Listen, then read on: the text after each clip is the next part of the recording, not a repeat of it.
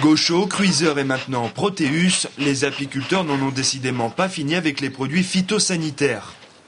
Julien gère 500 ruches. À cette époque, elles se réveillent doucement, mais d'ici peu, quand les cultures donneront leurs premières fleurs, toutes voleront vers le précieux pollen et inévitablement absorberont ces puissants insecticides. Il y a des traitements et traitements, comme on peut dire. Il y a le traitement néfaste, tel tous les produits insecticides de produits de synthèse.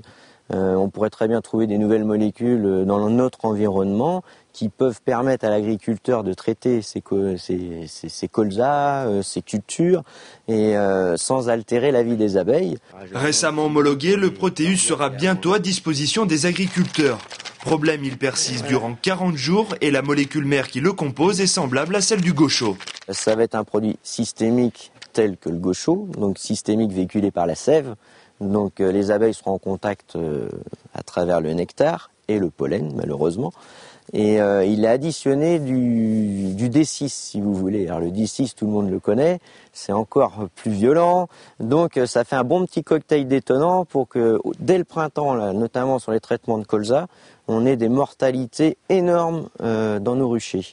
Pour contrôler la qualité des sols et endiguer la mortalité des abeilles, les spécialistes en laboratoire d'analyse procèdent régulièrement à des prélèvements. Ici, il s'agit d'échantillons d'eau. Objectif, retrouver la trace de produits phytosanitaires. En fait, il s'agit d'un test qui permet d'analyser un certain nombre de pesticides, dont par exemple le fipronil ou des familles comme les organophosphorés, les organochlorés, voilà, ce genre de molécules en fait.